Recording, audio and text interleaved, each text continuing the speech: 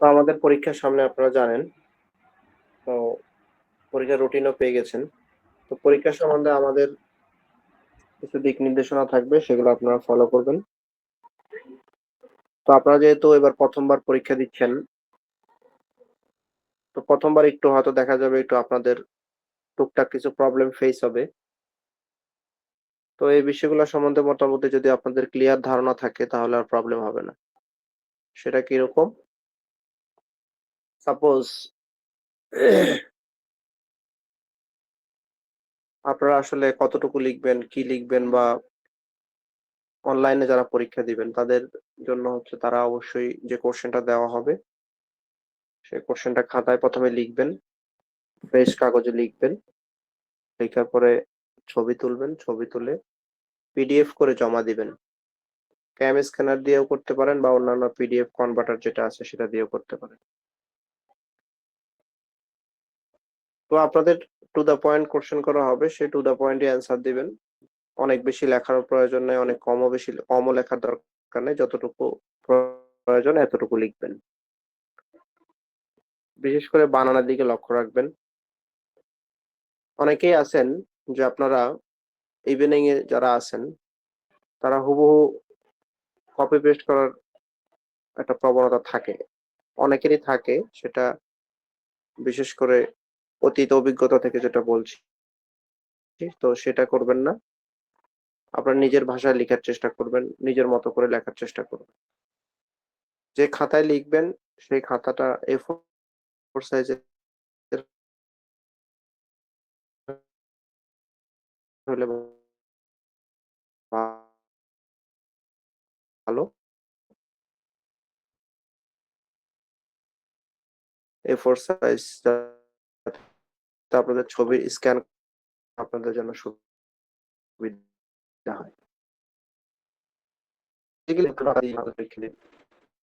অনলাইনে লিখবেন তারা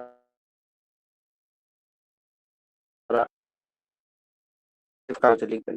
অবশ্যই ইংরেজিতে অ্যান্সার করতে হবে। সেক্ষেত্রে লিখবেন answer to the question number 1। যদি 2 নাম্বার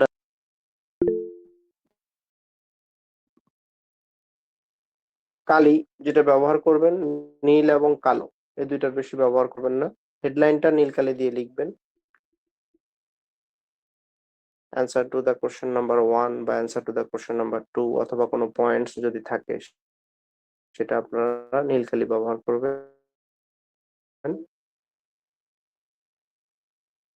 আর অন্যান্য লেখা বল পেন কলম দিয়ে চাকরি বাকরি বা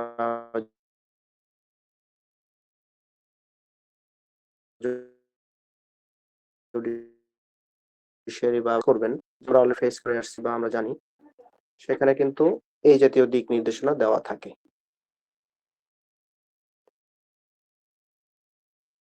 পরীক্ষার হলে আমরা মানিব্যাগও মানিব্যাগ, মোবাইল কোনো কিছুই নেওয়া যায় না, নিষেধ।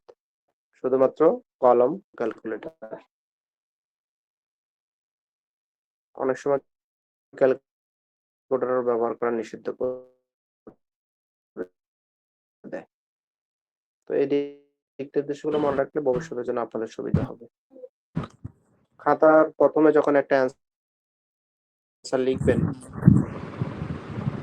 সেই অ্যান্সারটা লেখার সময় ইন্ট্রোডাকশন, ভূমিকা এই জাতীয় কথাবার্তা লেখা যাবে না। কোনো এক সময় ইন্টার যখন পড়াশোনা করতেন, একজন এক এক জায়গা থেকে পড়াশোনা করছেন, সেই ক্ষেত্রে দেখা গেছে আপনারা ভূমিকা লিখতেন, উপসংহার লিখতেন। এই লেভেলে এসে বিশেষ করে চাকরি বাকরির পরীক্ষা বা ভার্সিটি লাইফের পরীক্ষা, বিসিএস এর ভূমিকার যে অংশটুকু লিখবেন সেই অংশটুকু আপনারা প্যারা করে লিখবেন। নাসিমউদ্দিন, আপনি কি রেকর্ডিং করছেন আজকে? ওকে। তার মানে হচ্ছে আপনাদের এই দিক নির্দেশনাগুলো অবশ্যই মনে রাখতে হবে। আরেকটা বিষয় খেয়াল রাখতে হবে, প্রতি পাতায় অনেকে লেখা গেছে 7 লাইন 8 লাইন করে লিখেন। কিন্তু আমাদের বার কাউন্সিল পরীক্ষার নিয়ম হচ্ছে অবশ্যই 14 থেকে 15 লাইন লিখতে হবে প্রতি পৃষ্ঠায়।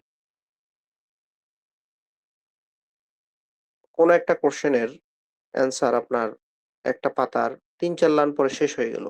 যখন এক একটা পাতার অর্ধেক পরিমাণ আসবে, অর্ধেকের থেকে কম পরিমাণ লেখা শেষ হয়ে আপনার ওই কোশ্চেন অ্যান্সারটা শেষ হয়ে গেল। পরবর্তী কোশ্চেন অ্যানসারটা এর পরবর্তী পেজে না যেয়ে ওই অর্ধেক থেকে লেখা শুরু করতে হবে। কিন্তু কোন একটা কোশ্চেনের অ্যান্সার ৩ ভাগের ২ ভাগ অংশে শেষ হয়ে গেল আর অল্প একটু লেখা বাকি আছে মানে পেজ বাকি আছে। সেই ক্ষেত্রে আপনি পরবর্তী পেজে answer to the question number 2 দিয়ে পরবর্তী কোশ্চেন শুরু করবেন।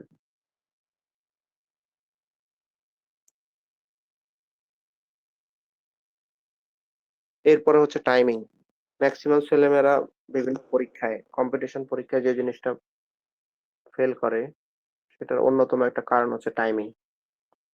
আপনাকে সময় দেওয়া হবে ১ ঘন্টা। তো আপনাকে ঘড়ি অবশ্যই হাতে থাকবে। মনে রাখবেন আপনাদের পরীক্ষায় কোনো ডিজিটাল ঘড়ি থাকবে না হাতে। এনালগ ঘড়িও অনেক সময় নিতে দেয় না, তবে আমরা সাধারণত এনালগ ঘড়ি নিয়ে যাই। অনেক ক্ষেত্রে খুলে রাখতে বলে, অনেক ক্ষেত্রে বলে না। তবে ডিজিটাল ঘড়ি ব্যবহার করা নিষেধ। ডিজিটাল যেকোনো ডিভাইস, সেটা ঘড়ি হোক, চশমা হোক, যেটাই হোক। তো টাইমিং কিভাবে করতে হবে? আপনার যদি প্রতিটা কোশ্চেন ১০ মার্ক করে থাকে, প্রতিটা কোশ্চেনের জন্য আপনি ৩০ মিনিট সময় পাবেন। তাহলে আপনাদের ৬০ মিনিট শেষ হয়ে গেল। ঘড়ির দিকে লক্ষ্য রেখে লিখবেন। যখন একটা কোশ্চেনের অ্যান্সার জন্য আরেকটু সময় লাগতেছে আপনার, যদি অনেক বেশি সময় লাগে সেটা ছেড়ে দিবেন। ম্যাক্সিমাম আপনি পরীক্ষায় মানুষ ফেল করে ফুল অ্যান্সার না করে আসার কারণে। আপনি যদি ফুল অ্যান্সার করে আসেন সেক্ষেত্রে আপনার ভালো করার সম্ভাবনা অনেক বেশি থাকে। সেটা কম্পিটিশন পরীক্ষা হোক, ইউনিভার্সিটি পরীক্ষা হোক, চাকরির পরীক্ষা হোক, জুডিশিয়াল পরীক্ষা হোক। টাইম ম্যানেজমেন্ট বলা হয় একে, সময়ের ব্যবস্থাপনা। এই টাইম ম্যানেজমেন্ট যদি আপনি না জানেন, সেক্ষেত্রে আপনি যতই ভালো করে পড়াশোনা করে প্রস্তুতি নিয়ে যান না কেন, ভালো ছাত্রই হন না কেন, এই টাইম ম্যানেজমেন্টের কারণে ম্যাক্সিমাম ছেলেমেয়েরা ফেল করে।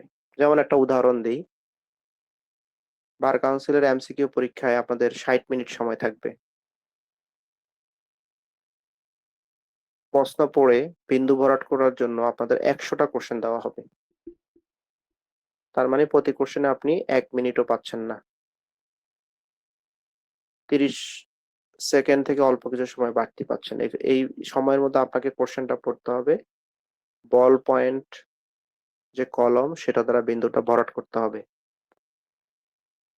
তার মানে আপনি যদি একটা কোশ্চেন নিয়ে চিন্তা করতে থাকেন, বসে থাকেন, সেক্ষেত্রে আপনি পরবর্তী যে কোশ্চেনটা আপনি পারেন সেটার অ্যান্সার করতে পারবেন না। একমাত্র তারাই ওই পরীক্ষায় টিকে যারা একবার পড়বে, একবারেই সেটা রিচ করবে এবং একবারেই দাগাবে। দ্বিতীয়বার ব্যাক করার সুযোগ নেই। ৫০ মার্ক পেলে পাস। যদি আপনি ভুল অ্যান্সার করেন, প্রতি ২ টা ভুল অ্যান্সারের জন্য একটা ভালো উত্তর আপনার কাটা যাবে। এই উদাহরণটা আমি কেন দিলাম? এটা হচ্ছে টাইম ম্যানেজমেন্টের কথা বললাম। তার মানে আপনার প্রতিটা সময়ের গুরুত্ব আছে। ৩০ মিনিট সময় আপনি পুরোপুরি পাবেন না প্রতিটা অ্যান্সার লেখার জন্য। সেক্ষেত্রে আপনার দেখা গেল পরীক্ষার যিনি পরিদর্শক তিনি আপনাদের সিগনেচার করতে আসবে। সে আপনার আইডি কার্ডের সাথে আপনার চেহারা মিলাবে যে আপনার আইডি কার্ডের চেহারার সাথে আপনার চেহারার মিল আছে কিনা বা অমিল আছে কিনা। অনেক সময় অনেকের দেখা গেছে পরীক্ষার মাঝখানে একটু ওয়াশরুমে যায়। সেক্ষেত্রে আরো ৩-৪ মিনিট দেরি হয়। আবার অনেক সময় দেখা গেছে যিনি পরীক্ষা নিচ্ছেন তিনি খাতা দিতে ২-৩ মিনিট ৫ মিনিট লেট করতেছেন। তো এই সার্বিক যে বিষয়গুলো আছে, এই সার্বিক বিষয়গুলো মাথায় রেখে আপনারা এই ৪ বছর বা পরবর্তী জীবনে একটা জিনিস লক্ষ্য রাখবেন যে আপনার লেখার স্পিডের উপর ডিপেন্ড করে। আপনার লেখার স্পিড কম হতে পারে, আপনার লেখার স্পিড একটু বেশি হতে পারে, আবার লেখার স্পিড মাঝারি হতে পারে। সেজন্য এটার জন্য আমি ব্যক্তিগতভাবে যে কাজটা করতাম, বাসায় আমি যেকোনো কম্পিটিশন পরীক্ষার আগে অন্তত একবার বাসায় পরীক্ষা দিতাম অথবা বাসায় নিজে লিখতাম যে এই এত মার্কের অ্যান্সার দিতে হবে আমাকে এত মিনিটের মধ্যে। তো আমি অ্যান্সারটা জানি। সেই অ্যান্সারটা আমি ওই নির্দিষ্ট সময়ের মধ্যে লিখে শেষ করতে পারছি কিনা। যদি আমি সেটা না পারতাম, সেক্ষেত্রে সেখান থেকে আমি কমিয়ে ফেলতাম। কিন্তু আমাকে বাই হোক আর বাই কোক, যে কোনো পরিস্থিতিতে আমাকে ফুল অ্যান্সার করে আসতেই হবে। যদি ফুল অ্যান্সার করে না আসেন, সেই ক্ষেত্রে আপনি পরীক্ষায় টিকার সম্ভাবনা এবং মার্ক কমে যাওয়ার সমূহ সম্ভাবনা থাকবে। আমি ক্লিয়ার? আপনাদের বুঝতে পারছি বিষয়টা? জি স্যার। জি স্যার। তাহলে কি বললাম? মার্জিনের বিষয়টা লক্ষ্য রাখবেন। উপরে যে মার্জিনটা দিবেন, পাশের মার্জিনটা হবে ১ থেকে ১.৫ ইঞ্চি, উপরের মার্জিন দিবেন ২ ইঞ্চি। তো বার কাউন্সিল এবং জুডিশিয়ারি পরীক্ষার খাতাগুলো একটু লম্বালম্বি থাকে, বড় আকারের থাকে। A4 সাইজের থাকে না। লিগ্যাল কাগজে থাকে। কিন্তু অন্যান্য পরীক্ষায় চাকরি-বাকরি বা আমাদের ইউনিভার্সিটি যে পরীক্ষাগুলো আপনাদের হবে, সেগুলোতে আমরা লিগ্যাল কাগজ ব্যবহার করি না। সেক্ষেত্রে আমরা A4 ব্যবহার করি। তো লিগ্যাল কাগজে স্বাভাবিকভাবেই ১৭-১৮ লাইন পর্যন্ত লিখা যায়।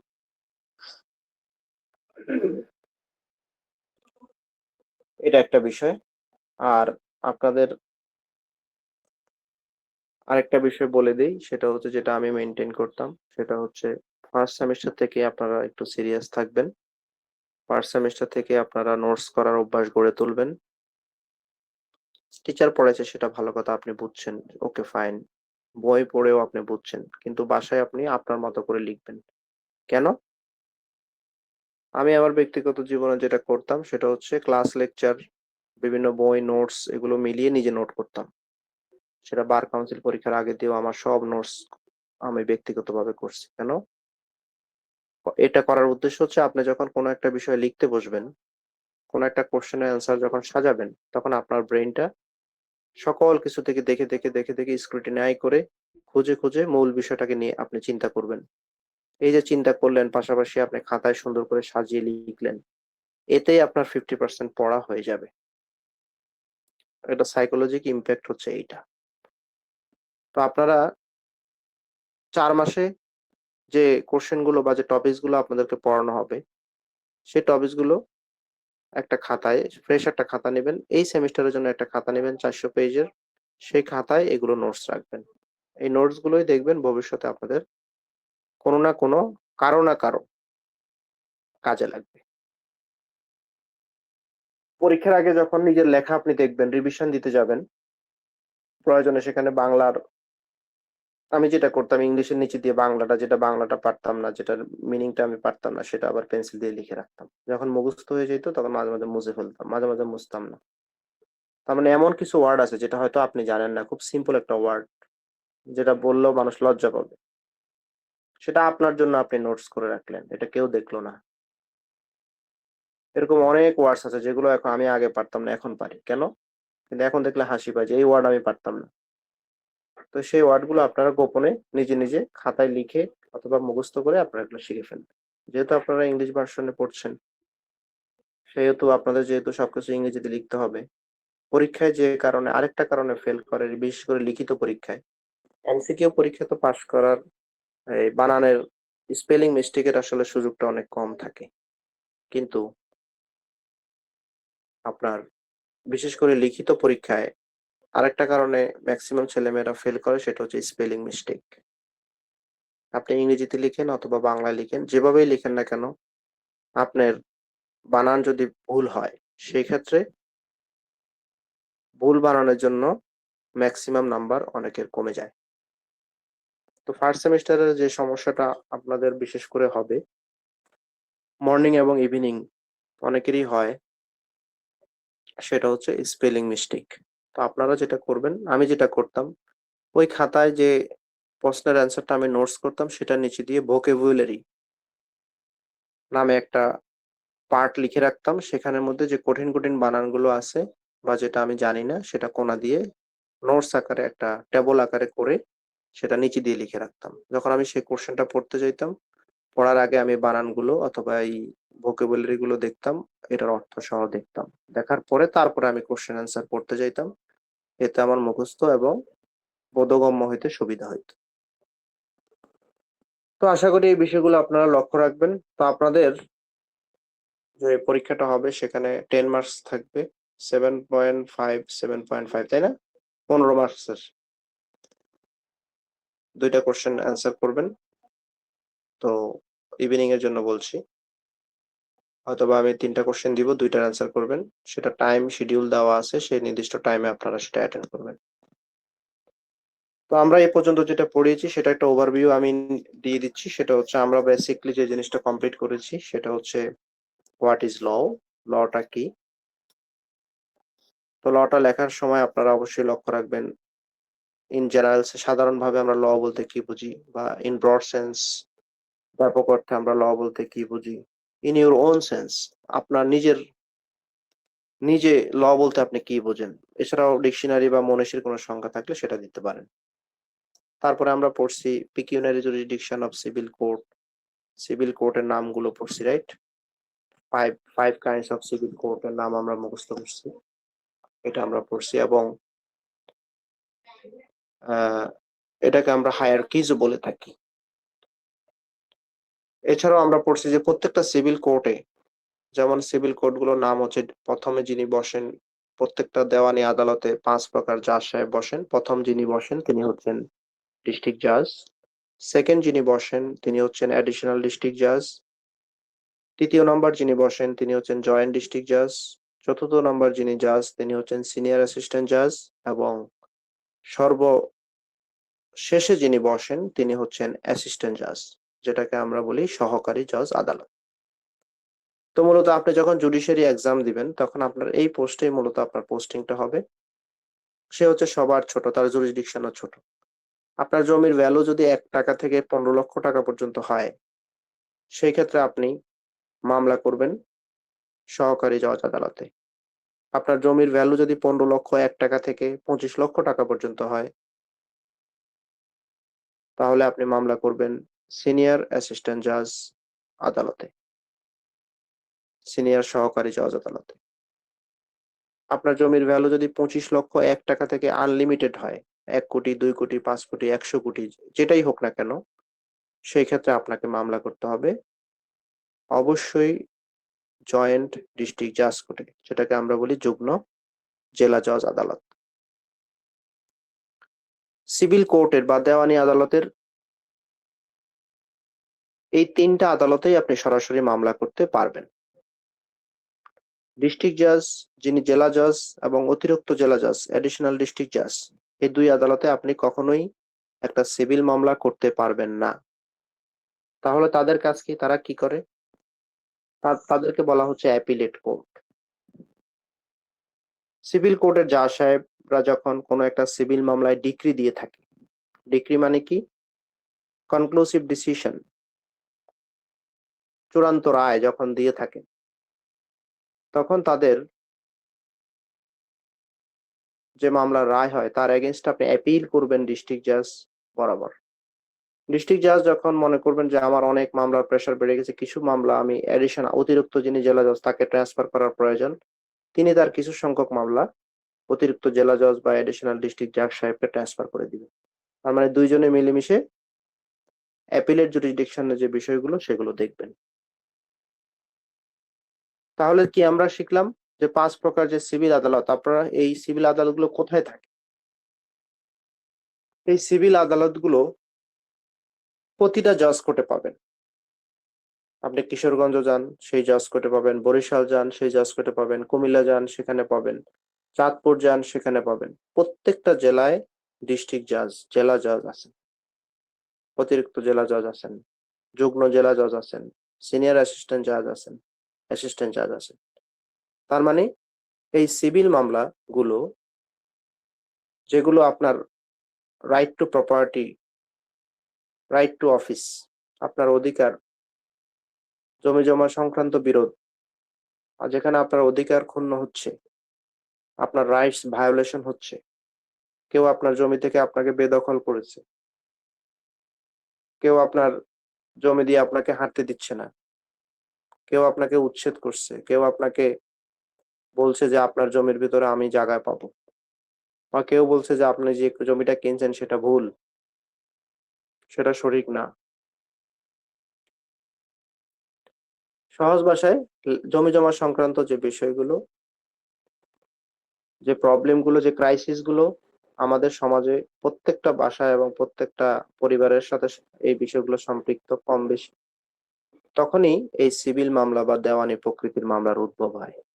তখন আপনাকে আইনজীবী হিসেবে প্রথমেই দেখতে হবে যে আপনার যে জমিটা নিয়ে ডিসপিউট সেই বিষয়ে যদি আপনি সালিসের মাধ্যমে যেটা সমাধান করতে না পারেন, যেটা আমি অলরেডি আপনাদেরকে পড়েছি, pre proceedings stage of civil suit, মনে পড়ে?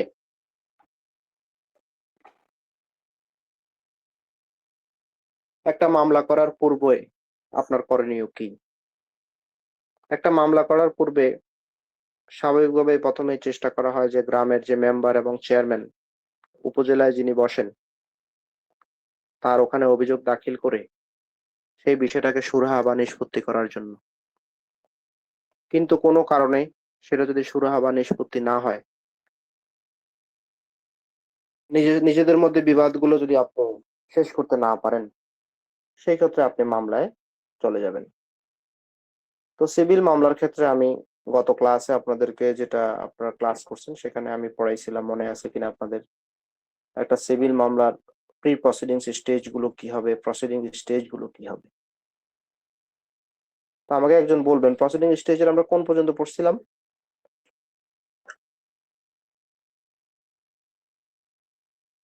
প্রসিডিং স্যার আমাদের স্টেজের কোন? প্রসিডিং স্টেজের পুরোটাই পড়ানো হয়েছিল স্যার, আমাদের ট্রায়াল স্টেজ শুরু করার কথা ছিল। ওকে, ওকে, পুরোটাই পড়ানো হয়েছিল, রাইট? জি স্যার। ওকে। তো আমি হালকা একটু রিভিউ করে দিচ্ছি। প্রি প্রসিডিং স্টেজ হচ্ছে, তার মানে হচ্ছে সালিশ। তার মানে আপনি উভয় পক্ষের মধ্যে বিরোধটা নিষ্পত্তি করার জন্য যখন নিজেরা সমাধান করতে না পারবেন, তখনই আমরা মামলা মোকদ্দমায় চলে যাব। একটা মামলা করা হয় কিসের মাধ্যমে? গত ক্লাসে আমি বলেছি প্লেইন্টের মাধ্যমে, যেটাকে আমরা বাংলায় বলি আর্জি। আপনি কোনো একটা জায়গায় অ্যাপ্লিকেশন দেন, অ্যাপ্লিকেশন শব্দটা আপনারা সবার কাছে পরিচিত। সেই অ্যাপ্লিকেশনটাকেই আমরা কোর্টে যে অ্যাপ্লিকেশনটা আমরা দেই সেটাকে আমরা ইংরেজিতে বলি প্লেইন্ট, বাংলায় বলি আর্জি। আপনি বাদী, যাকে আমরা ইংরেজিতে বলি প্লেন্টিফ, বিবাদীর বিপক্ষে আমরা মামলাটা করি, যাকে আমরা বলি ডিফেন্ডেন্ট। তিনি যখন বিবাদীর বিরুদ্ধে মামলাটা করলেন, তার জমি নিয়ে তার সাথে বিরোধ, জমির মালিকানা নিয়ে বিরোধ, সেই ক্ষেত্রে বিবাদীর বিরুদ্ধে যখন মামলাটা করলেন, তখন বিবাদীকে আপনি সমন পাঠিয়ে কোর্টের মাধ্যমে সমন পাঠাতে হবে, যেটাকে আমরা অনেকেই যেটা জানেন সেটা হচ্ছে নোটিশ। নোটিশ আকারে তাকে জানাইতে হবে যে তোমার বিরুদ্ধে আমি কোর্টে কিন্তু অভিযোগ করছি। সেটাকে আমরা বলি, আইনের ভাষায় সেটাকে আমরা বলি সমন।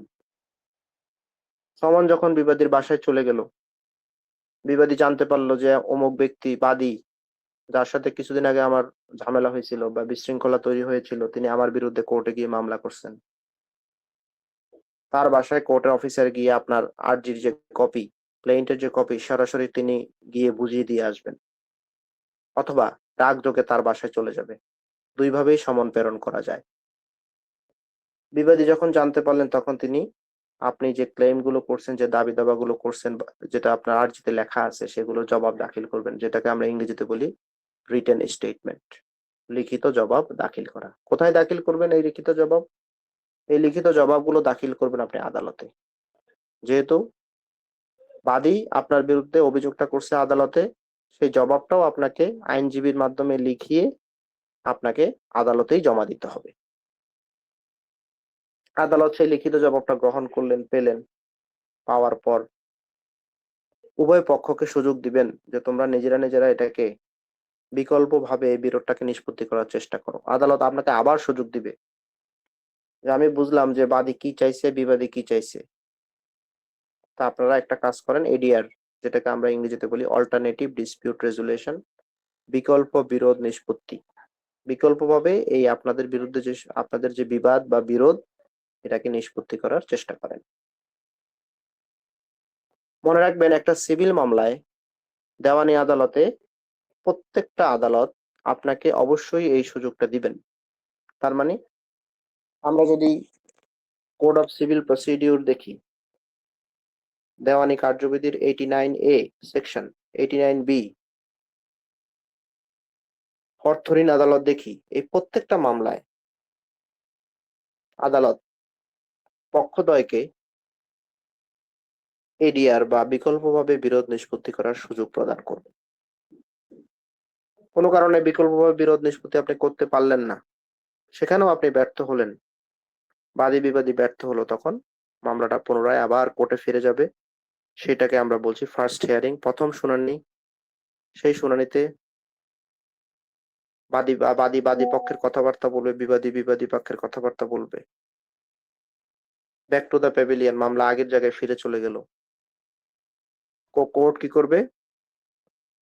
বাদী কি বলছে সেটা রেকর্ড করবে, বিবাদী কি অস্বীকার করলো সেটাও রেকর্ড করবে। রেকর্ড করার পরে এর পরবর্তী যে ধাপ, আদালত বিচার্য বিষয় নির্ধারণ করার জন্য যেটাকে আমরা ইংরেজিতে বলি ফ্রেমিং অফ ইস্যুস। সেটা কি জিনিস? আপনি একটা বিষয় দাবি করলেন যে হ্যাঁ, আমি আপনার জমির মধ্যে 2 কাঠা জমি পাবো। আরেকজন বলল না, আপনি আমার জমির ভিতরে এক অংশ পাবেন না। তার মানে আদালত এখন দেখবে প্রকৃত মালিক কে। বাদী যিনি দাবি করছেন তিনি কি প্রকৃত মালিক, নাকি বিবাদী প্রকৃত মালিক? তার মানে আদালত এখানে কি করবে? এই জায়গাটাই বিচার করবে। এজন্য এটার নাম দিছে বিচার্য বিষয়।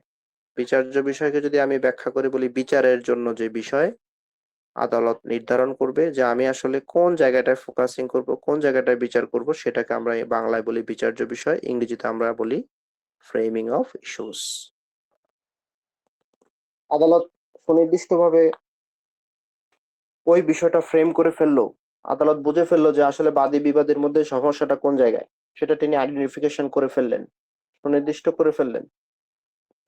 সুনির্দিষ্ট করার পর আদালত আরেকটা ডেট নির্ধারণ করবে, যেটাকে আমরা কোর্টে আমরা সাধারণত যেটা বলি এসডির জন্য আছে। এসডি মানে হচ্ছে date of settling of date for hearing. তার মানে হচ্ছে এই দিনে কি হবে? অনেকে এটাকে 30 ধারার ধাপও বলে থাকে, 30 ধারাও বলে থাকে। এই দিনে আসলে যেটা হয় সেটা হচ্ছে কোন একটা বিষয়ে বাদী যদি স্বীকার করে নেয় সেটা করতে পারে। বাদীর যদি কোনো একটা বিষয়ে ইনস্পেকশন থাকে বা কোন একটা বিষয় জানার থাকে, সেটা আদালতের মাধ্যমে বিবাদীর কাছে চাইতে পারে। যেমন আমি একটা উদাহরণ দিই, ধরেন 3 ভাই, বড় ভাইয়ের কাছে সকল জমির কাগজপত্র, ছোট ভাইয়ের কাছে নাই। ছোট ভাই মামলা করলো, বলল স্যার আমি কি মামলা করছি নির্দিষ্ট কিছু ডকুমেন্ট যেগুলো আমার কাছে আমি পাইছি, কিন্তু অনেক ডকুমেন্ট আছে আমার বড় ভাইয়ের কাছে আছে। এখন আমি চাই যে ওই ডকুমেন্ট গুলো আমাকে একটা কপি দেওয়া হোক। আদালত সেটা আপনাকে দিবে, কিন্তু আপনি চাইতে হবে কার কাছে? বড় ভাইয়ের কাছে। চাইলে তো বড় ভাই দিবে না, কারণ আপনি তার বিরুদ্ধে মামলা করছেন। অথবা পাশের বাড়ির যে কারো বিরুদ্ধে মামলা করছেন, সে কি আপনাকে ডকুমেন্ট দিবে? কখনোই দিবে না। তখন আপনি আদালতের মাধ্যমে সেই ডকুমেন্ট গুলো চাইতে পারেন। কোন স্টেজে? এই স্টেজে। এছাড়াও আপনার যদি কোনো ডিসকভারি, ইন্সপেকশন বা প্রোডাকশন বা ইম্পাউন্ডিং বা রিটার্ন অফ ডকুমেন্টস কোনো কিছু দেওয়ার থাকে, প্রশ্ন করার সুযোগ থাকে, সেখানে আপনি সকল বিষয় চেয়ে নিতে পারবেন। তো যখন এই বিষয়টা যখন শেষ হয়ে যাবে, প্রত্যেকের ডকুমেন্ট গুলো যখন পেয়ে যাবেন, তখন আদালত একটা ডেট সেট করবে, যেটাকে সেটেলিং ডেট বলা হয়। এবং সেই দিন মূলত উভয় পক্ষ আরেকটা কাজ করবে, পক্ষদ্বয় উভয় পক্ষ, বাদী পক্ষের পক্ষীয় যে সাক্ষী উইটনেসেস অথবা বিবাদী পক্ষের যারা সাক্ষী থাকবেন, তারা তাদের তালিকাগুলো দিবে যে আমার পক্ষের এই সাক্ষী অমুক অমুক নাম, অ্যাড্রেস, ঠিকানা এগুলো থাকবে, এবং বিবাদী পক্ষ তার পক্ষের সাক্ষীদেরকে নিয়ে আসবে, ওখানে তালিকা প্রদান করবেন। এই জন্য আমরা এটাকে প্রিএম্পটরি হিয়ারিং এ বলে থাকি।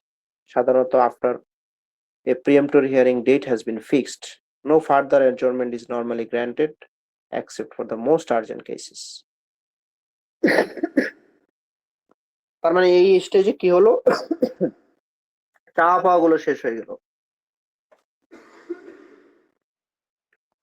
এরপরে আমাদের যে স্টেজটা চলে আসলো, যেটা আমরা আজকে পড়বো, সেটা হচ্ছে ট্রায়াল স্টেজ।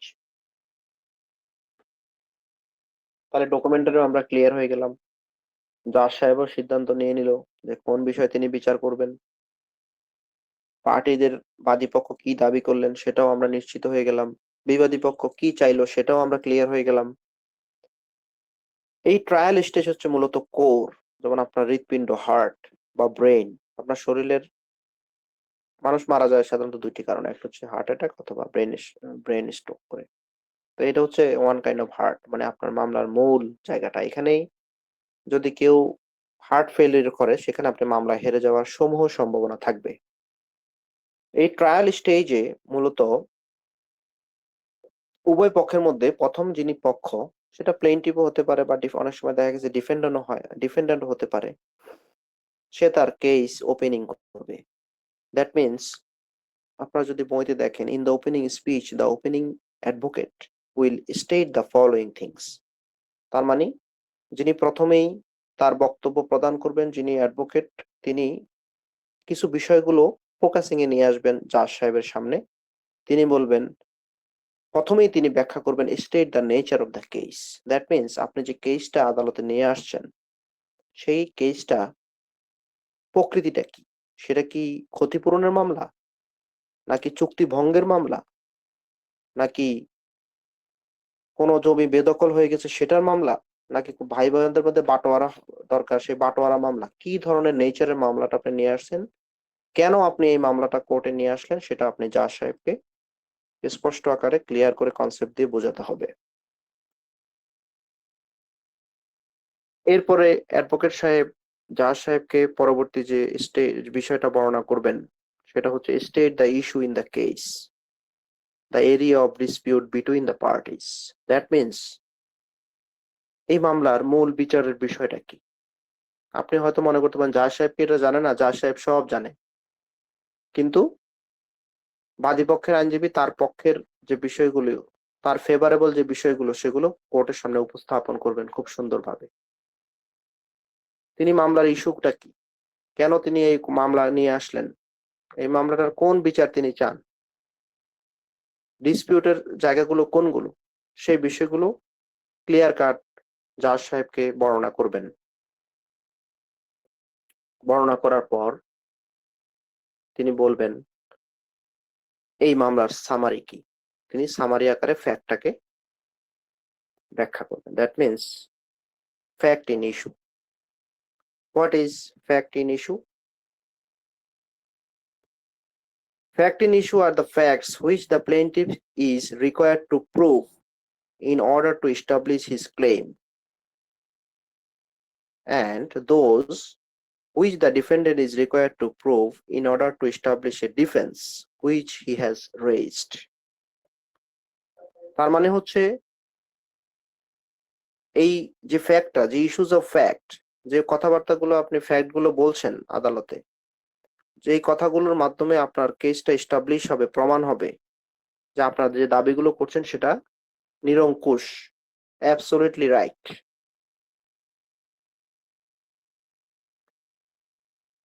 তদুপরি ডিফেন্স যিনি লয়ার থাকবেন, বিবাদী পক্ষের যিনি আইনজীবী থাকবেন, সে প্রমাণ করার চেষ্টা করবে আপনি যে কথাগুলো বলছেন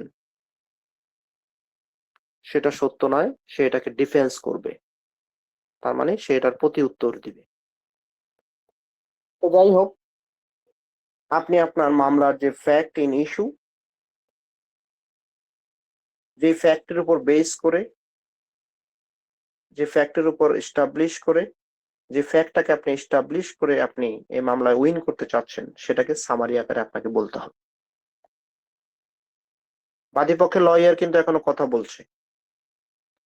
পরবর্তীতে আপনি আবারও ব্যাখ্যা করবেন যে আপনি যে এভিডেন্স গুলো আপনার ফেভারে, যেগুলো আপনার মামলা জিতার জন্য যে বিষয়বস্তুগুলো, যে ডকুমেন্ট গুলো আপনি আদালতে সাবমিট করছেন, এরপর আপনি যে সাক্ষীদের তালিকা দিচ্ছেন, সেই সাক্ষীরা যে কথাবার্তাগুলো বলছে, সেই কথাবার্তাগুলোর যে অ্যাবসলিউটলি রাইট, সেটা আদালতের সামনে উপস্থাপন করবেন। That means the opening of the speech is very crucial and important, because যে কোনো একটা সিভিল ট্রায়ালে যখন আপনি ওপেনিং স্পিচ দিবেন, তখন আপনাকে এমন ভাবে জিনিসটাকে উপস্থাপন করতে হবে ডকুমেন্টারি এবং ল পয়েন্টে। সেই ক্ষেত্রে অপোনেন্ট যিনি ডিফেন্স লয়ার থাকবেন, তিনি যেন কোনোভাবেই আপনার এই বিষয়গুলোকে ডিফেন্স করে অসত্য প্রমাণ করার সুযোগ না পায়।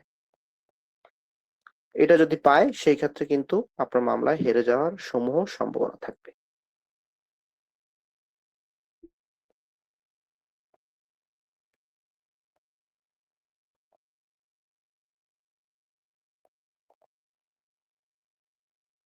তো আদালতের সামনে আপনি এভিডেন্স গুলো দিলেন, এরপর আপনি আপনার সাক্ষীদেরকে ডাকবেন।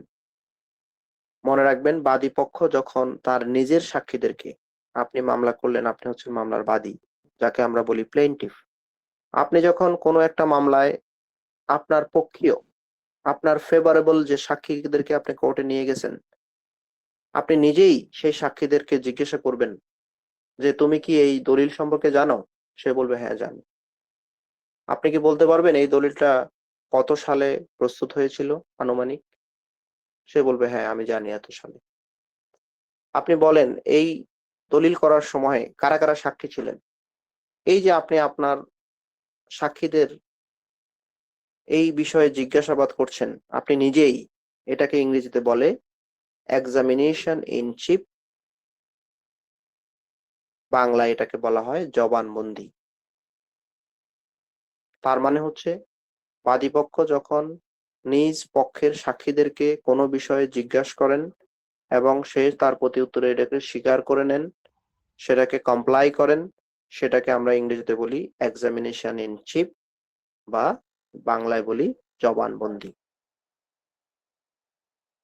তার মানে এটা হচ্ছে ট্রায়াল স্টেজের সেকেন্ড স্টেপ, যেটাকে আমরা পিএইচ বা প্রিএম্পটরি হিয়ারিং এ বলে থাকি। কোনো আদালতে যখন আপনি যাবেন তখন আপনি ম্যাক্সিমাম লয়ারের কাছে শুনবেন যে মামলাটা পিএইচ এর জন্য আছে, প্রিএম্পটরি হিয়ারিং এর জন্য আছে। তখনই আপনি ধরে নেবেন যে এই পর্যায়ে সম্ভবত কি হবে, এক্সামিনেশন ইন চিফ, মামলার জবানবন্দি গ্রহণ করা হবে। তার মানে এই মামলার এই পর্যায়ে বাদীপক্ষের যিনি আইনজীবী, যিনি এই কেসটাকে প্রথমে ওপেন করে যে বিষয়টা আদালতের সামনে ফোকাসিং এ নিয়ে আসলেন, মামলাকে সামারি করে বললেন, কিছুক্ষণ আগে আমি যেটা বললাম, এই পিএইচ স্টেজে তিনি কি করবেন, one by one, one after another, তিনি তার নিজের সাক্ষীদেরকে জিজ্ঞাসাবাদ করবেন। এবং মনে রাখবেন, সাক্ষীদেরকে যখন জিজ্ঞাসাবাদ করা হয়, ওই বিষয়গুলো নিচে একজন সেরেস্তাদার আছে, তিনি লিপিবদ্ধ করে থাকেন। হুবহু কথাগুলো তিনি লিখে ফেলেন। লিখে ফেলার পরে যখন সাক্ষীদের সাক্ষ্য নেওয়া হয়ে যায়, তখন তাকে এটা পড়তে দেওয়া হয়।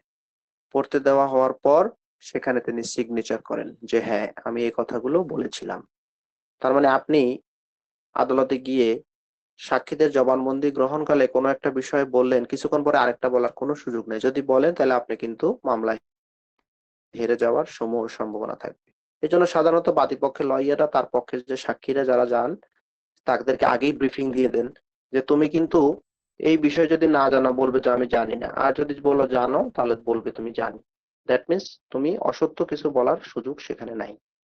এবং পেনাল কোডে কেউ যদি মিথ্যা সাক্ষী দেয়, সেখানে কিন্তু পানিশমেন্ট দেওয়া আছে আমাদের দণ্ডবিধিতে।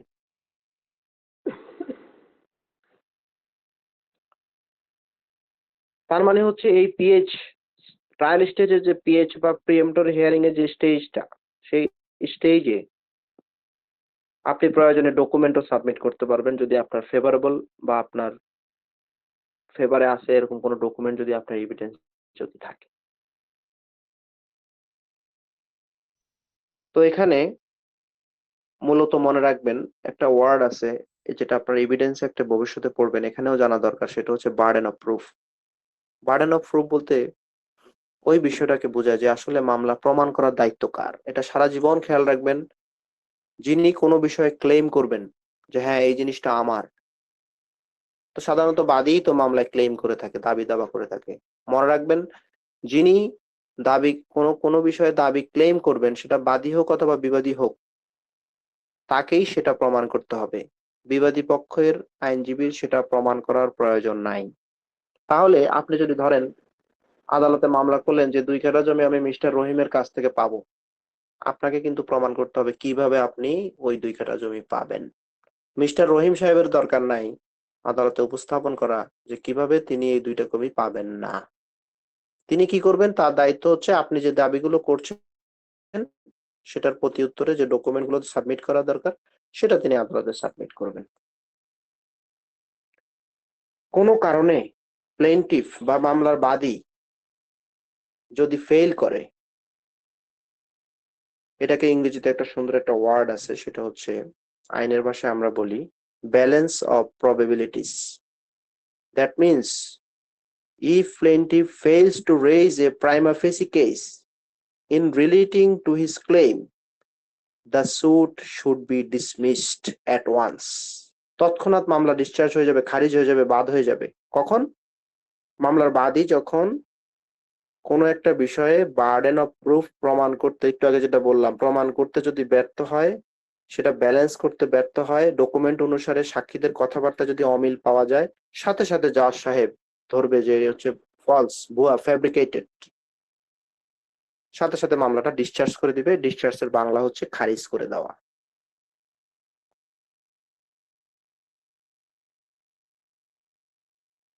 কোনো কারণে প্লেনটিফ যদি ফেল করে ওই মামলায় প্রাইমা ফেসি কেসটাকে রেইজ করতে, প্রাইমা ফেসি কি? প্রাইমা ফেসি মানে হচ্ছে আপাত দৃষ্টিতে মনে হচ্ছে যে জজ সাহেব যেন ধরে নেন যে না, প্লেনটিফ যে কথাবার্তাগুলো বলছে, সে সাপোর্টিং যে ডকুমেন্ট এবং উইটনেস সাক্ষীদের নিয়ে আসলে সেটা সত্য মনে হচ্ছে আমার কাছে, সেটা কারেক্ট। তখন ডিফেন্স লয়ারের দায়িত্ব কি থাকবে? আপনি যদি মামলার বিবাদী পক্ষের আইনজীবী হন, তো আপনার কি দায়িত্ব থাকবে? আপনার আইনজীবী হিসেবে দায়িত্ব থাকবে to raise the point, no case to answer for the defendant. তার মানে কোনোভাবেই ডিফেন্স লয়ার চেষ্টা করবে আপনি যেন সেই মামলা উইন করতে না পারেন, আপনি যেন সেটা সঠিক অ্যান্সার করতে না পারেন, এবং আপনাকে এমন এমন কিছু কোশ্চেন তিনি রেইজ করবেন যেগুলো জাজ সাহেব যেন ধরেই নেয় যে বাদী পক্ষের যে দাবি দাবা এগুলো ভুয়া, এগুলো ঠিক না।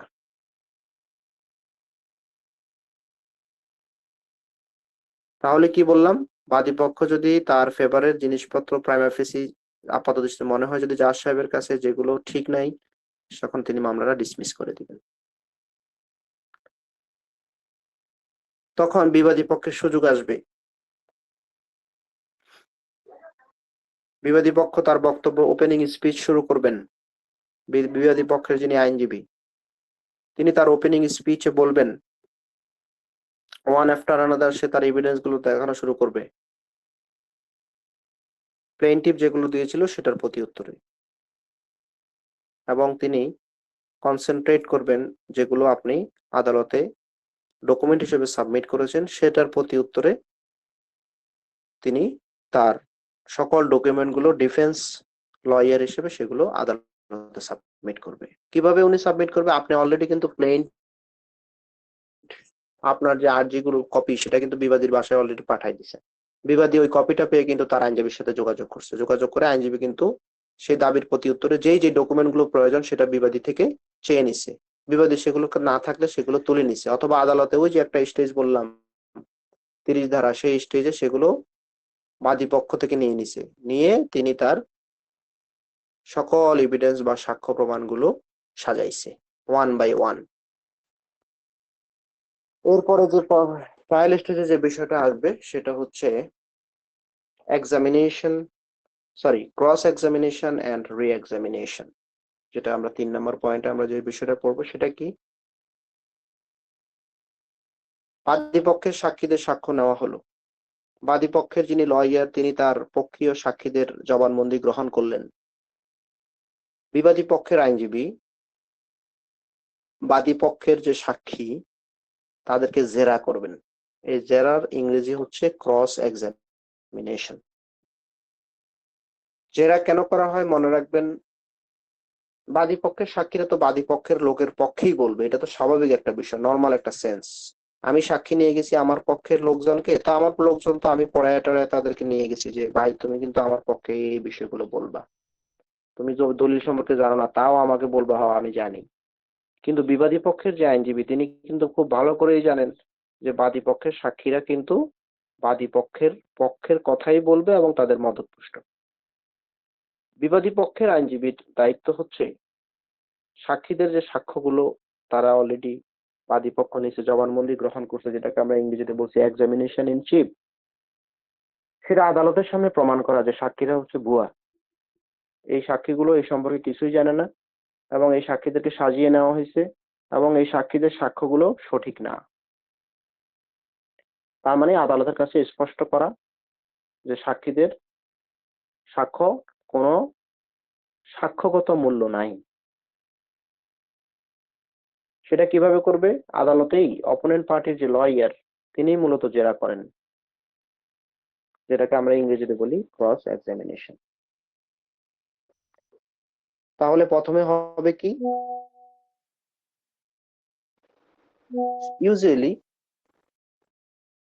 cross examination usually follows the immediately upon the examination in chief। তার মানে জবানবন্দি গ্রহণের পরপরই সাধারণত ক্রস এক্সামিনেশন হয়ে থাকে। যদি এখন মনে করা হয় কোন একজন সাক্ষীর জবানবন্দি আপনি গ্রহণ করছেন, কিন্তু কোন একটা বিষয় বাদ পড়ে গেছে, হঠাৎ করে বাদীপক্ষের আইনজীবীর মনে হলো যে আমার এই বিষয়টা আরেকটু স্পষ্ট করা প্রয়োজন, তখন তিনি আদালতের অনুমতি নিয়ে বাদীপক্ষের যিনি সাক্ষী তাকে আবার জবানবন্দি নেবেন। সেই জবানবন্দি নেওয়ার পর পুনরায় ওই সাক্ষীকে বিবাদী পক্ষের যিনি আইনজীবী তিনি রি এক্সামাইন করতে পারবেন। এজন্য এটার নাম বলা হচ্ছে রি এক্সামিনেশন, পুনঃ জবানবন্দি। এগুলো আপনারা সব কিছু ডিটেইলস আরো পাবেন যখন এভিডেন্স অ্যাক্ট পড়বেন। সাক্ষ্য আইন নামে একটা আইন আছে, সেই আইনে আপনারা এই বিষয়গুলো পড়বেন। আপাতত এতটুকুই মনে রাখেন, বাদীপক্ষের আইনজীবী যখন নিজ সাক্ষীকে জিজ্ঞাসাবাদ করে তখন সেটাকে বলি জবানবন্দি, ইংরেজিতে বলে এক্সামিনেশন ইন চিফ। আপনার সাক্ষীকে যখন অপোনেন্ট লয়ার বিবাদী পক্ষের আইনজীবী যখন জিজ্ঞাসাবাদ করবে সেটাকে বলা হচ্ছে জেরা, যেটাকে আমরা ইংরেজিতে বলি ক্রস এক্সামিনেশন। কোনো একটা বিষয় বাদ পড়ে গেলে বাদী পক্ষের আইনজীবী যখন তার নিজের সাক্ষীকে কোনো বিষয়ে আবার জিজ্ঞাসাবাদ করবেন সেটাকে আমরা বলি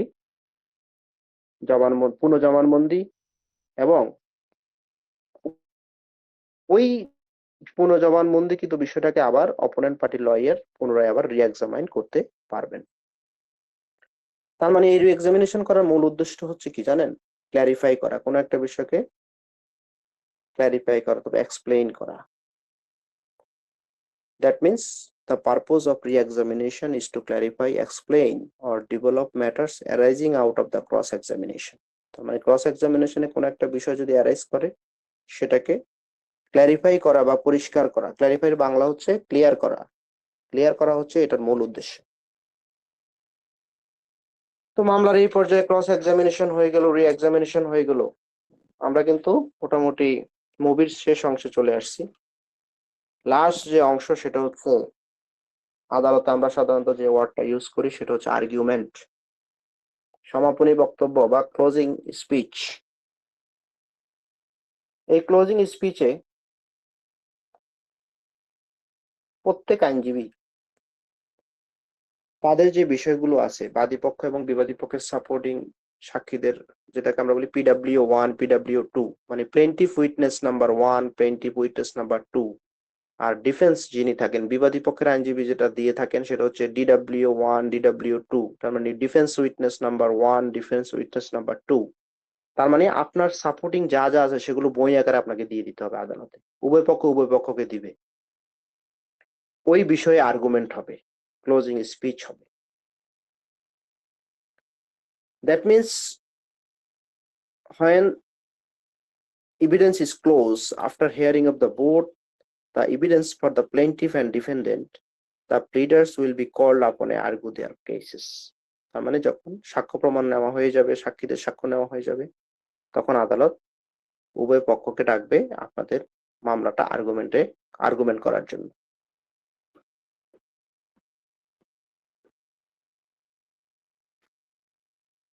তো সাধারণত কোর্টে যদি আপনি যান সেক্ষেত্রে দেখতে পাবেন ডিফেন্স কাউন্সিল, তার মানে ডিফেন্ডেন্টের যিনি আইনজীবী তিনি প্রথমে আর্গুমেন্টটা শুরু করেন, goes first with the closing speech।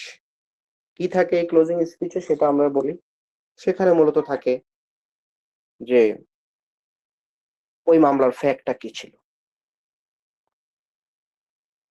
ওই ফ্যাক্টের সাথে সাথে এভিডেন্স সাপোজ আমি বললাম এই জমিটা আমি অত সালে ক্রয় করেছি, এটা হচ্ছে একটা ফ্যাক্ট, কিন্তু পাশাপাশি আপনাকে আদালতে শো করতে হবে যে আপনি যে এই জমিটা কিনেছেন এত সালে, সেটার দলিল কোথায়, দলিলটাও আপনি সাথে দিয়ে দিলেন। তার মানে এভিডেন্সের সাথে আপনি কি দিলেন, সেই দলিলটাও দিয়ে দিলেন। জাজ সাহেব এই আর্গুমেন্ট উভয় পক্ষ থেকে শুনবে। তিনি মামলার মেরিট বলতে কি, যে মামলার আসলে ফলাফল কি হতে পারে, এই মামলাটা আসলে কে উইন করার সম্ভাবনা থাকে, তার কার সাপোর্টিং এই ডকুমেন্ট গুলো অ্যাবসলিউটলি কারেক্ট এবং কোনটা সত্য, তো সে মেরিটটা বিবেচনা করবেন। সেখানে বাদী পক্ষ এবং বিবাদী পক্ষ পাশাপাশি ওই মামলার আর্গুমেন্টের কপির সাথে সাথে ডকুমেন্টের সাথে সাথে কেস রেফারেন্স দিতে পারেন, যেটাকে আমরা ইংরেজিতে বলি প্রেসিডেন্ট বা নজির। আপনার এই জমি জমা নিয়ে যে মামলাটা করছেন, এই জাতীয় মামলা পূর্বে অতীতেও ঘটছিল। সেই অতীতের কোনো এক মামলায় যেটার ফ্যাক্টের সাথে আপনার মামলার ফ্যাক্ট অনেকাংশে মিলে যায়, সেই কেসটাকে আপনি রেফারেন্স হিসেবে আপনি আর্গুমেন্টে নিয়ে আসতে পারেন। তার মানে ওই কেস রেফারেন্সটা আপনি নিয়ে আসতে পারেন। তখন আপনার মনে রাখবেন, উচ্চ আদালতের, সুপ্রিম কোর্টের, হাইকোর্ট ডিভিশনস এবং অ্যাপিলেট ডিভিশনস যদি কোনো একটা মামলায় প্রিন্সিপাল যেটা আপনার মামলার সাথে সম্পর্কযুক্ত, সেটা যদি আপনি ওই মামলায় উইন করেন, সেই সাপোর্টিং ডকুমেন্ট হিসেবে সেই মামলার রেফারেন্স আপনি নিম্ন আদালতের কোনো আদালতে যদি সেটা সাবমিট করেন, আদালতের জাজ সাহেব সেটা মানতে বাধ্য থাকে। তার মানে হচ্ছে আর্গুমেন্ট পর্যায়ে ক্লোজিং স্পিচে আপনি উচ্চ আদালতের কোনো মামলার রেফারেন্স বা প্রিন্সিপাল সেটা আপনি নিম্ন আদালতে জাজ সাহেবকে আপনি আর্গুমেন্ট পর্যায়ে সাবমিট করতে পারবেন। জাজ সাহেব শুনবেন, জিনিসগুলোকে নোট করবেন, পরবর্তীতে একটা দিন ঘোষণা করবেন। সেই ঘোষণাকে বলা হচ্ছে দ্য জাজমেন্ট। মনে রাখবেন, সারা জীবন সিভিল মামলায় জাজমেন্ট প্রথমে হয় এবং এক্সিকিউশন অফ ডিক্রি, চূড়ান্ত রায় কিন্তু পরে হয়। জাজমেন্ট এবং এক্সিকিউশন ডিক্রির মধ্যে পার্থক্যটা কোন জায়গায় মনে রাখবেন, জাজমেন্টে ইলাবোরেট থাকে, বাদীপক্ষের ফ্যাক্ট, ঘটনাগুলো ডিটেইলস আকারে বলা থাকে, সকল কিছুর কনসাইজ স্টেটমেন্ট থাকে, সাক্ষীদের কথাবার্তাগুলো বলা থাকে, সাক্ষীরা এই বাদীপক্ষের সাক্ষীরা কি কি কথা বলেছিল, সেই ডিটেইলস গুলো আপনি জাজমেন্টে পাবেন। ঠিক তদ্রূপ বিবাদী পক্ষের লয়ার কি বলেছিল, ওই ফ্যাক্টটা কি ছিল, বিবাদী পক্ষের সাক্ষীরা কি কথা বলেছিল, বিবাদী পক্ষের আইনজীবী যখন জেরা করেন সেখানে জেরায় কোন কোন বিষয়গুলো উঠে এসেছিল, এবং সেই মামলার বিপার্য বিষয়ের পরিপ্রেক্ষিতে জাজ সাহেব কি সিদ্ধান্ত নিয়েছেন, কোন আইনের কত ধারা অনুসারে, এবং সেই সিদ্ধান্তগুলো ডিটেইলস আকারে বলা থাকে জাজমেন্টে। তো জাজমেন্ট হেডিং এ দেখবেন প্রথমেই বলা থাকবে pronouncement of judgment. That means যখন argument, that means hearing is complete, the court will pronounce judgment at once. সে তৎক্ষণাৎ জাজমেন্ট দিতে পারে, অথবা বলতে পারে যে ফিউচার কোনো ডেটে বা পরবর্তী কোনো একটা ডেটে তিনি জাজমেন্ট দিবেন, মামলার রায় ঘোষণা করবেন। মামলার রায়টা যখন ঘোষণা করা হবে, এক পক্ষ ডিক্রি পাবেন, আরেক পক্ষ ডিক্রি পাবেন না। ডিক্রি মানে কি? ডিক্রি মানে হচ্ছে রায়। তার মানে এক পক্ষ যিনি ডিক্রি পাবেন তাকে ইংরেজিতে বলা হয় ডিক্রি হোল্ডার। মনে রাখবেন, যার পক্ষে ডিক্রি দেওয়া হবে, যিনি মামলায় জিতলেন, উইন করলেন, তাকে আমরা ইংরেজিতে বলি ডিক্রি হোল্ডার। আর যিনি মামলায় হেরে গেলেন, মামলায় লস খাইলেন বা মামলায় জিততে পারলেন না, তাকে আমরা ইংরেজিতে বলি জাজমেন্ট ডেটর। তাহলে মনে রাখবেন, সিভিল মামলার ক্ষেত্রে, দেওয়ানি মামলার ক্ষেত্রে প্রথমে জাজমেন্ট দেওয়া হয়, পরবর্তীতে ওই জাজমেন্টের আদলে, ওই জাজমেন্ট অনুপাতে বা অনুসারে আপনার ডিক্রি প্রদান করা হয়। ডিক্রি থাকে কনসাইজ, মানে অল্প অল্প লেখা থাকে যে হ্যাঁ এই মামলায় আপনি জিতলেন বা এই মামলায় আপনি হারলেন। তার মানে ডিক্রিটা খুব সংক্ষিপ্ত আকারে থাকে। তো এই সংজ্ঞাগুলো, জাজমেন্টের সংজ্ঞা, ডিক্রির সংজ্ঞা, এগুলো যখন আপনারা একটা কোর্স আছে আপনাদের, কোড অফ সিভিল প্রসিডিউর 1908 সালে একটা আইন, সেই আইনে আপনারা এই ডেফিনেশন গুলো পড়বেন। এই ডিক্রির সংজ্ঞাটা ওইখানের সিপিসির সেকশন 2 সাবসেকশন 2 তে ডিটেইলস আকারে বলা আছে। আপনি মামলায় জিতে গেলেন, রায়ের কপি নিয়ে বাসায় ঘুমাচ্ছেন, হবে? হবে না। ডিক্রিতে পেলেন যে হ্যাঁ এই জমিটা আপনার, কিন্তু বেদখল করে আছে আরেকজন ব্যক্তি, তাহলে ডিক্রি পেয়ে তো আপনার লাভ হলো না। তখন আপনাকে ওই আদালতে, ডিক্রি যিনি প্রদান করছেন ওই উক্ত আদালতে আপনাকে একটা ওই ডিক্রির জন্য জারি মামলা করতে হবে, যেটাকে আমরা ইংরেজিতে বলি এক্সিকিউশন অফ ডিক্রি। তার মানে ওই ডিক্রিটাকে কার্যকর করার জন্য উক্ত আদালতে একটা অ্যাপ্লিকেশন করতে হয়। এটা কিন্তু মামলা না, প্লেইন্ট না, কিন্তু এটা হচ্ছে একটা অ্যাপ্লিকেশন। কেন? ওই ডিক্রির কপি নিয়ে সাপোজ 2 কাঠা জমি মিস্টার রহিম বেদখল করে আছে, আপনি ডিক্রির কপি নিয়ে আদালতে বলেন যে আমি তো স্যার আমি তো ডিক্রি পাইছি, এখন এই জায়গাটা আমার উদ্ধার করার প্রয়োজন। তো ডিক্রির কপি নিয়ে আপনি আদালতে অ্যাপ্লিকেশন করবেন, পুলিশের সাপোর্ট চাবেন, ওই ডিক্রি কপি নিয়ে আপনি ওই মিস্টার রহিমকে বা যে করিম যে বেদখল আপনাকে করে দিছে, ওই ডিক্রির কপি নিয়ে পুলিশ আপনাকে ওই জায়গাটা বুঝাই দিবে। এটাকে ইংরেজিতে বলে এক্সিকিউশন অফ ডিক্রি বা ডিক্রি জারি করা। মানে ডিক্রি আপনি যে রায় পেলেন সেটাকে কার্যকর করা, সেটাকে ইংরেজিতে বলে এক্সিকিউশন অফ ডিক্রি। তো এক্সিকিউশন অফ ডিক্রি পর যেটা অ্যাপ্লিকেশন দিবেন, সেটা অ্যাপ্লিকেশনের উপরে কোর্ট একটু শুনবে, হিয়ারিং দিবে, অন্য পক্ষকে বলবে কি তুমি সরবা না পুলিশ পাঠাবো, শো কজ দিবে, রুল ইস্যু করবে, নোটিশ দিবে। তারপরে সেই ডিক্রিটাকে বিভিন্ন ভাবে কার্যকর করা যায়। যদি তাকে উচ্ছেদ করার প্রয়োজন হয় উচ্ছেদ করবে, যদি টাকার মামলা করেন, টাকা উদ্ধারের মানি সুট করেন, টাকা উদ্ধারের মোকদ্দমা করেন, সে টাকা উদ্ধার করে দিবে। যেটা যেই নেচারের যে মামলা, সহজ কথা মোড অফ এক্সিকিউশন, এটাকে কার্যকর করার জন্য বিভিন্ন প্রকার মোড আছে। সেটা টাকার যদি প্রয়োজন হয় টাকা নিয়ে দিবে, যদি অ্যারেস্ট করার প্রয়োজন হয় অ্যারেস্ট করবে, যদি সিভিল ডিটেনশন বা সিভিল কারাগারে প্রেরণ করার প্রয়োজন হয় সিভিল কারাগারে প্রেরণ করবে, যদি তার সম্পত্তি ক্রোক করার প্রয়োজন হয় সম্পত্তি ক্রোক করবে। এটাকেই বলা হচ্ছে মোড অফ এক্সিকিউশন। বিভিন্ন মোডে সেই জমিটা আপনি অথবা সেই টাকাগুলো অথবা সম্পত্তিটা আপনি বুঝে পাবেন। তো মোটামুটি এই পর্যন্ত আপনাদের সিভিল প্রসিডিং শেষ। আশা করি আমার এই লেকচারটা যদি আপনারা মোটামুটি ভালো করে পড়েন, ভালো করে একটু শোনেন, সেগুলোকে নোটস করে রাখেন, সে মোতাবেক বইটা একটু ফলো করেন, সে আশা করি আপনারা সিভিল বিষয়গুলো সম্পর্কে মোটামুটি একটা কনসেপ্ট পাবেন। হ্যাঁ নাসিম উদ্দিন, কারো জি কোনো স্যার। কোশ্চেন্স বা কারো কোনো কিছু জানার আছে বলেন। স্যার, আমাদের পিকুইনারি যে কেউ কি পড়া বুঝেন না এরকম আছে?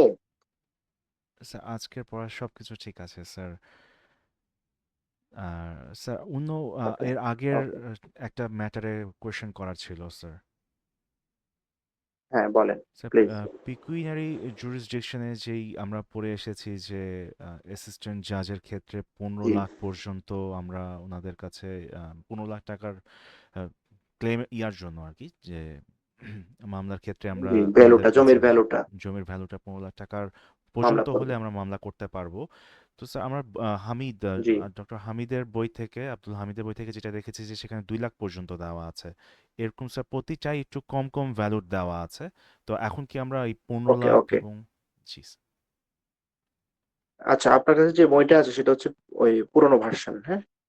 আর লেটেস্ট যেটা অ্যামেন্ডমেন্ট হয়ে গেছে, লেটেস্ট ভার্সনে যে বইটা আছে সেখানে আপনি একজ্যাক্টটা পাবেন। ঠিক আছে, এটা অ্যামেন্ডমেন্ট হয়ে গেছে, মানে সংশোধন হয়ে গেছে। এখন হচ্ছে বর্তমানে 1 টাকা থেকে 15 লক্ষ টাকা পর্যন্ত জমির ভ্যালুটা যদি হয়, সেক্ষেত্রে আপনি মামলা করতে পারবেন সহকারী জজ আদালতে। কেমন? জি স্যার। আপনি লেটেস্ট লেটেস্ট বইটা একটু কিনে নেবেন, হ্যাঁ? ওকে। ঠিক আছে আর কারো স্যার। কোনো কোশ্চেন? বুঝেন নাই, কোনো একটা বিষয় বুঝেন নাই, পরে কিন্তু বলতে পারবেন না যে স্যার আপনার সাহস পাইনি। না, সাহস না পাওয়ার কোনো কারণ নাই, আপনারা নিশ্চিন্তে কোশ্চেন করতে পারেন। সেটা খুব সহজ কোশ্চেন হলেও সমস্যা নেই।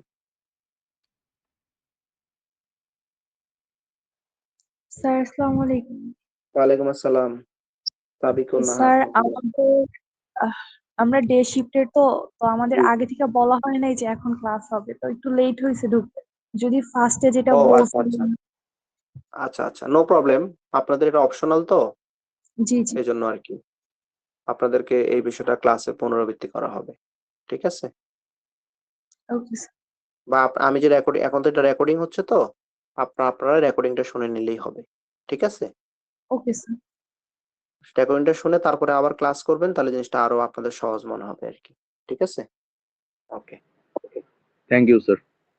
স্যার মিড টার্ম এক্সামে যদিও আপনি বলেছেন, তারপর একটু কনফার্মেশনের জন্য স্যার, আপনি যে কোয়েশ্চেন করবেন সে কোয়েশ্চেন আদলে জি। আমরা তো নিজের ভাষা ব্যবহার করে স্যার লিখতে পারবো পুরোপুরি।